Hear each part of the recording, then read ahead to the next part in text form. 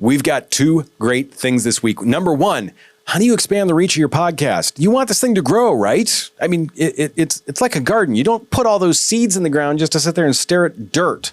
You want them to grow, but you realize it takes some water, it takes some sunlight, takes some fertilizer, it takes a few other things. We're going to talk about those this week. And additionally, the thing that I'm kind of looking forward to in the second piece of this episode where we get into the news piece. What is a podcast? Have you ever actually thought about that? Well, Oxford and Edison research dove into that. They got some interesting answers and some interesting opinions, all of which we're going to talk to you about this week. Stay tuned.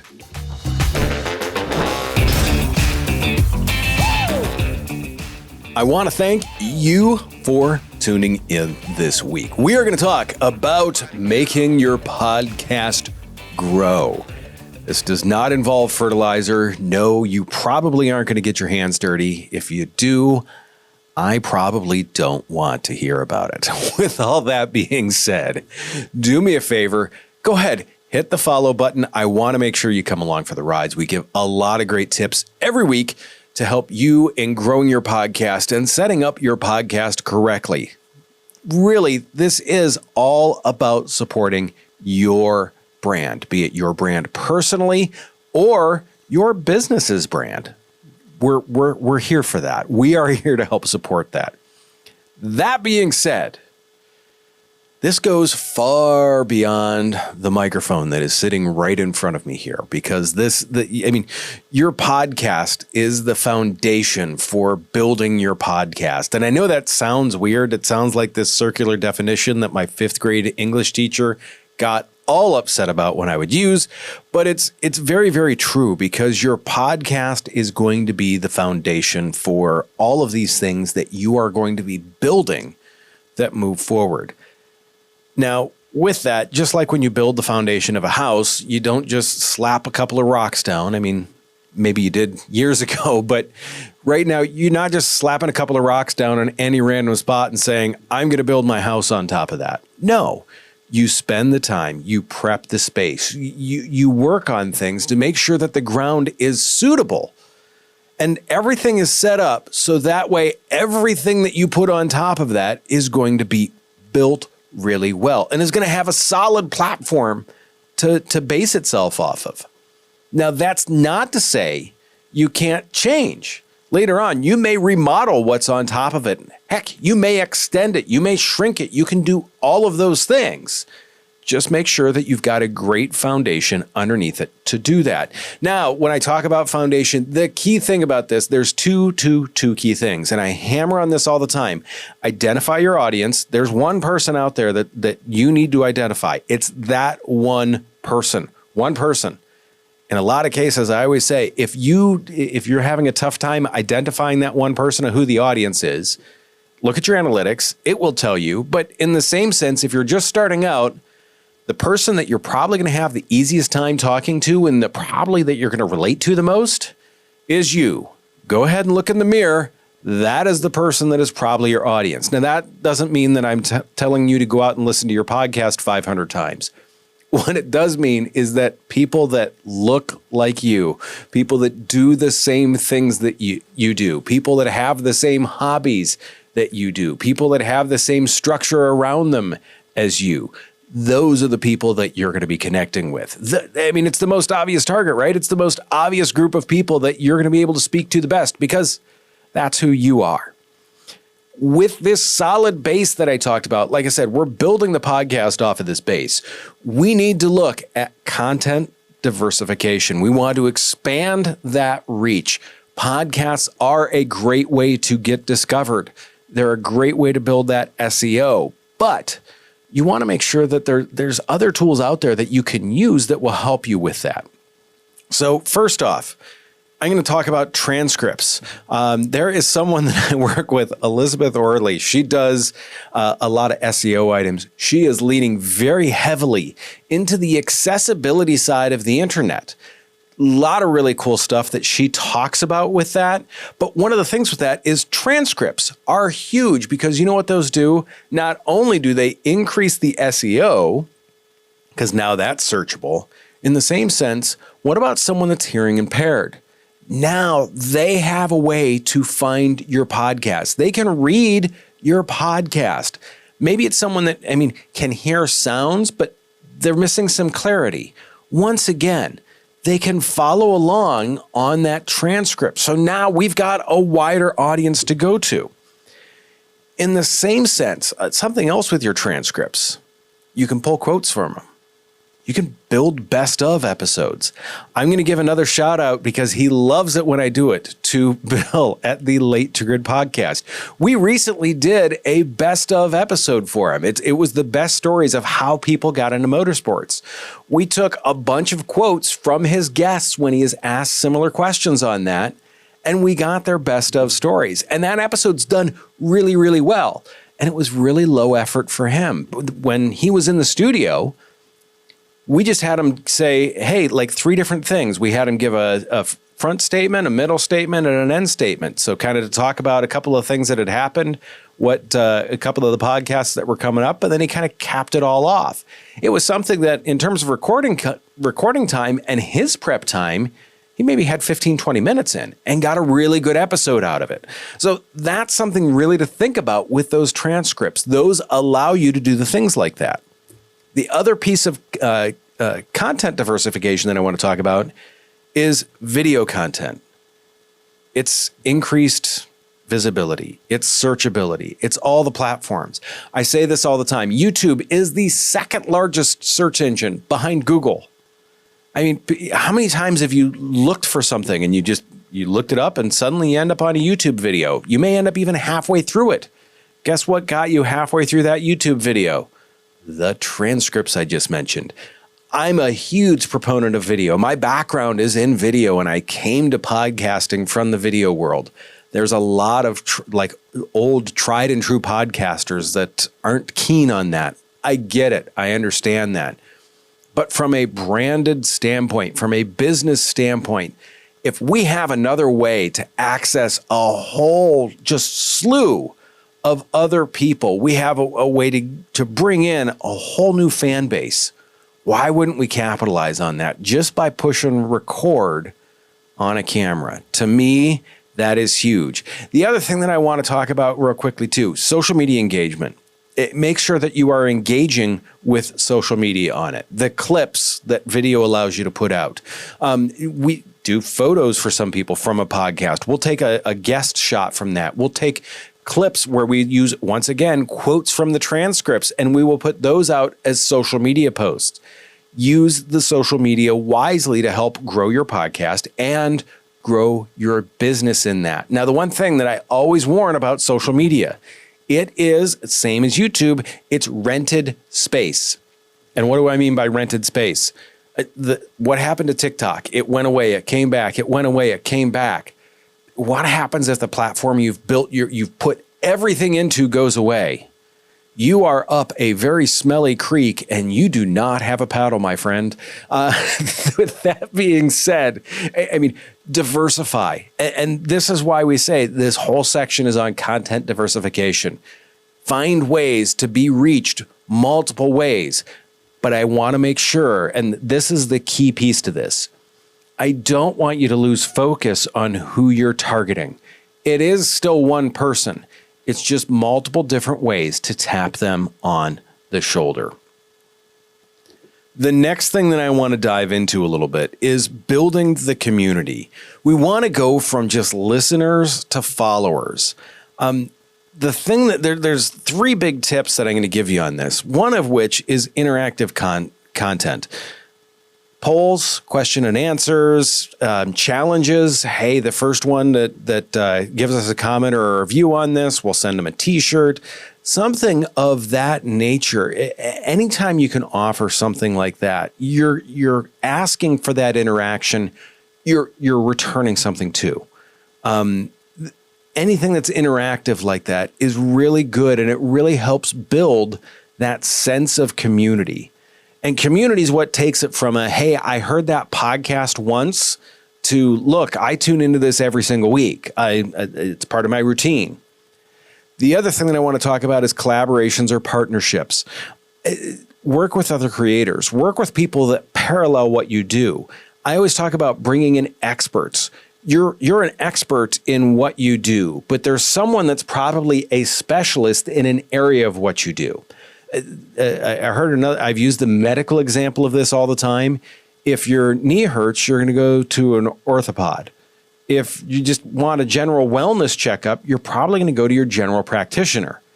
If you have a heart issue, you're going to go to a cardiovascular person. If you need knee surgery, you probably don't want your general practitioner doing that. So bring in those specialists and make it a collaborative thing. Because once again, there's going to be something that you work on a little bit better than they do. And if they have a podcast, once again, you can help them out. In the same sense, do what you can to become a guest on other podcasts. Once again, it's collaborative, it's being a partnership, but be a good guest. When they release the episode, make sure you share it. When they release some clips, make sure you share those. Release a clip or two yourself. Ask for a couple of those clips and say, hey, can I tag you in these? I would love to do that. Be a good guest for this. The other thing, build a newsletter. The newsletter is that extra contact point. And once again, it's not rented land. It is, you own that. You own the way to contact those people. It's not through social media where, hey, that platform could be gone for some reason tomorrow. You never know when someone gets upside down in payments or whatever. We've seen platforms come and go over the years. Email. If you have a newsletter, you once again have a way to communicate with people. In the same sense, you can use that newsletter to directly email a few people. And I tell you, if you directly email a few people with something personal to them, asking them a question about stuff, that will really hit home. And once again, because you're building that personal connection with them, you're going to build a follower instead of a listener. They're going to want to just really engage with you because you've engaged with them. Don't wait for people to come to you. You need to go to them. Another way that you need to go to them is with monetizing your platform.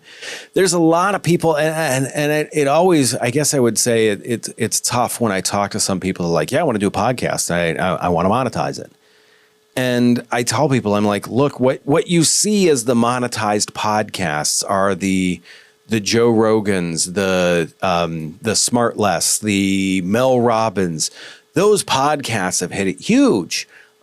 They're amazing. When you look at the number of podcasts that are out there, to hit that level of it isn't something that you can necessarily bank on. Now, it's something that can be very achievable. There's a lot of people that do that, but it's not something that is simple to get to, and there's not necessarily a direct path there. In a lot of cases, it takes some luck to get there too, and some discovery to get there. That's why I tell people, don't bank on the monetization through the platforms necessarily. Sponsorship and advertising are a great way to do this. Now, the twofold side of that is making sure that if you're doing this as a business branded podcast, that once again, you're going to be advertising your business. That's the whole thing. That is the monetization of your podcast. If you do the podcast for a few months and pick up a few clients out of that, guess what?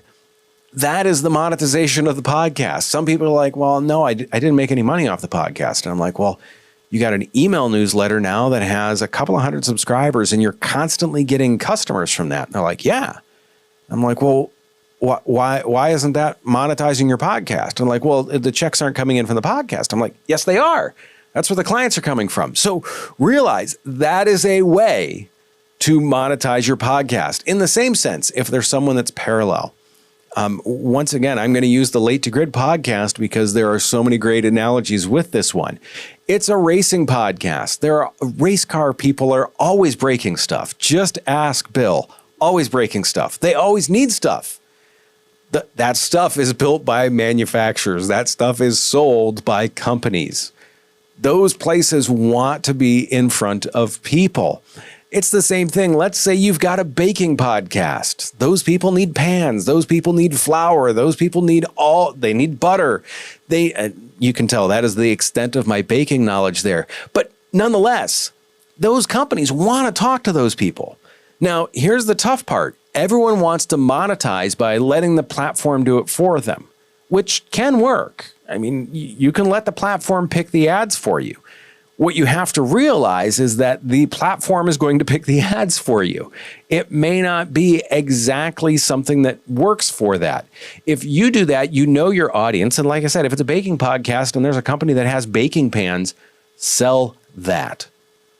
Don't wait for them to come to you. They're not going to come to you. Go to them and say, hey, look, I've got this great baking podcast. We're talking to 1,000 people a week. Wouldn't you like to talk to 1,000 people a week about your baking pans? They're going to be like, yeah. You're like, isn't that worth a couple of $100 a week to you? They're like, yeah.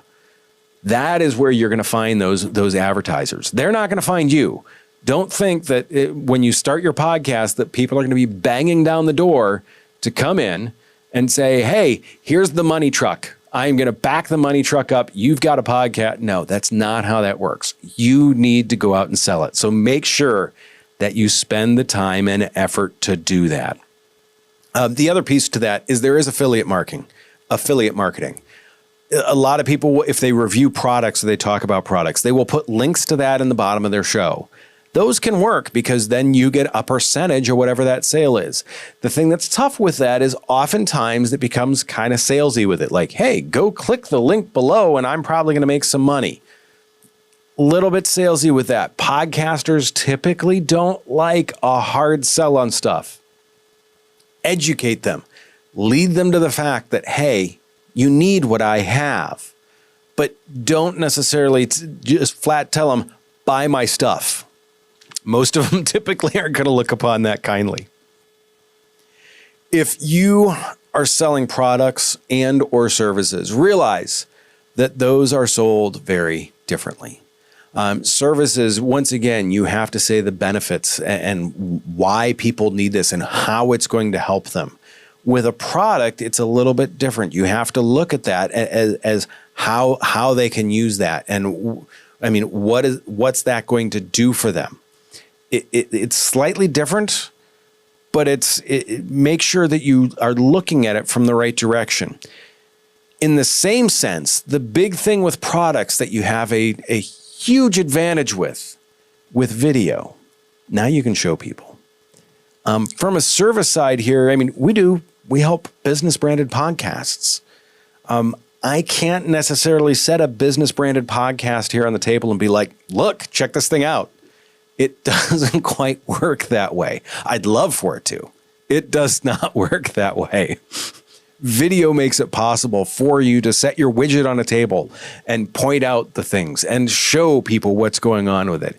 If you have something like that, be sure to capitalize on that.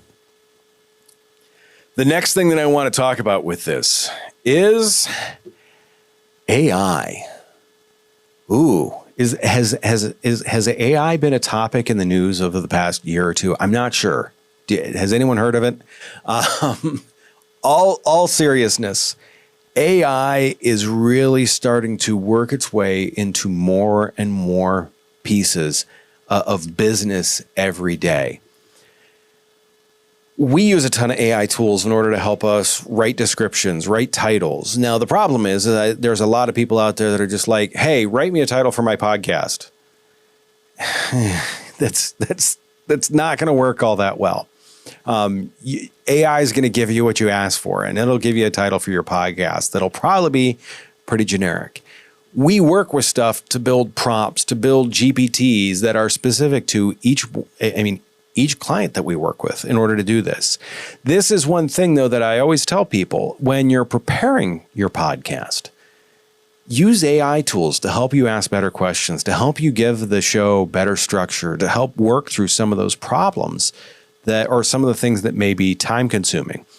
In the same sense with AI, that can help you look at like emerging platforms, because if you're trying to write a different quote for each platform, it's going to be tough. So use AI in order to help you do those types of things. Because one thing that we want to look at with this is in the future, there's emerging platforms that are coming out. And I talked a little bit about this with the social media side, but there's that Lemon 8 platform. There's Kayashu. There's Mastodon. There's Blue Sky. There are 1,000 different social media style platforms that all do different things. Some of them have great numbers of people behind them. Some of them have a very small number of people behind them. Either way, it's about making sure that you're on the platforms that will give you the visibility that's worth it. What's interesting about this is I get some people that sit there and say, hey, look, my audience is on this platform, but it doesn't have many people on it. So what? If there's a chance you get a couple of customers out of that and a couple of customers are worth it, spend the time on it. Additionally, because we're talking about AI here, use some of the AI tools to put your data analytics in. Figure out what's going on with your podcast. Where are people coming from? What should you be doing to get more of those people? Are those people converting into customers? If they're not, well, then you need to probably figure out why. Some of that data can help with that. With all of that, we've covered a lot of kind of like that expanding your reach. How are we going to go out and find more people? Looking at all those items, going beyond the mic, content diversification, build the community, because those community people, they will recommend your podcast to other people. Monetize your platform. Have advertisers on, because you know what? Those advertisers will share your platform also. The same thing is future-proof it. Make sure it's ready via AI. Make sure it's on some of the emerging platforms. And make sure that you are looking at the data to figure out what is up ahead. To me, this is the way to expand your reach and to grow your podcast as you move forward. If you'd like to talk about it, we've got our No Pitch podcast consultation. I absolutely love doing those because I get to meet so many new and great people. We sit down, there's zero pitch in it. We're going to talk about your podcast. I need to know what your podcast is ahead of time. I'll go out, I'll listen to a few episodes, I'll watch a few episodes. We'll go over it. We'll give you some advice on it. We'll look at what you can do to, once again, get that growth strategy to move forward. With all that being said, there is some interesting news that just came out from Edison Research about what is a podcast. To me, I think I know, but do I? We'll find out in a minute.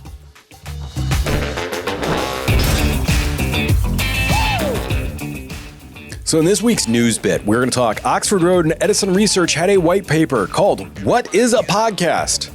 Preserving its essence and structuring for expansion. It's interesting because they're calling it the identity crisis of a podcast. Because recently, now that video's in the mix, what is a podcast? There's audio only, there's video content, there's, like YouTube, Spotify are trying to mix the two. Spotify, you can upload your video podcast to their podcasting platform and it replaces the audio podcast, which is truly a podcast. There's a lot going on here.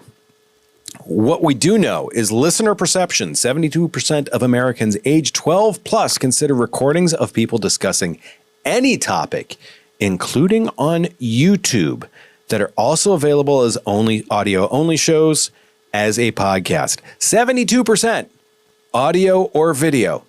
They're good with it. They're like, it's a podcast. Interesting piece to me. So are we going to let the people decide what happens here? Or are we going to try and define this on our own? What's interesting is there's advertisers that are hesitant to talk about this. It's inconsistent standards, fragmented reporting, and there's unclear attribution. Now, there's all sorts of weirdness that comes on in reporting with many podcasts anyways. I always tell people, if you're going to advertise on a podcast, you need to look at the numbers. You need to see the numbers. Where are these people? You need to see the demographics before you just trust what they're telling you. But when they say, hey, we've got a podcast, do you instantly think it's on YouTube? Maybe it's not. Maybe it's just audio only. Maybe it's video on Spotify and no other platforms. So make sure you're asking the question, what all platforms are these available? Where all can I download these things? In the same sense, this report was what was interesting about it is they say that there's an urgent need for a clear shared definition of podcasting and measurement standards of podcasting. Because what I always find interesting is when you look at one measurement and you look at another measurement, the number one podcast that week may be two totally different things. Keep your eyes on that. This is going to be an interesting space. So they've got a couple of proposed definitions here, and I found this interesting. Podcast, here's the definition: an on-demand, audio-driven program featuring episodic content across wide-ranging themes and formats. Traditionally delivered via open RSS and conversational, it can include platform-based distribution and is commonly supplemented by video. Supplemented. It's not video, but supplemented. Then they put video podcast, an episodic on-demand program centered on spoken word content where synchronized visuals meaningfully shape the experience. Interesting definitions there. There's some pieces there where I think, yeah, I like this, and there's other pieces where I think I'm not really sure about that. I'd love to get your take on it. What is a podcast to you? With that, they're looking at open measurement protocol for podcasting. It's advocating for an industry-wide collaboration to develop something they're calling OMPP to ensure interoperable, privacy-safe measurement standards and a clear taxonomy across all platforms. To me, it's the clarity. And as we look at data and as we look at analytics, there's some spaces where it's not really all that clear what's going on all the time. There's some fuzziness, and there are some companies that fuzz those numbers in some interesting directions. For us, we want to make sure that we are getting you the most accurate information that we can. We're not out to sell you anything. We're out to show you that you're growing and that you're building and that you're engaging with the right people. That is the biggest thing, is engaging with the right people for us. With all that being said, what's your opinion on podcasting? I would love to hear it.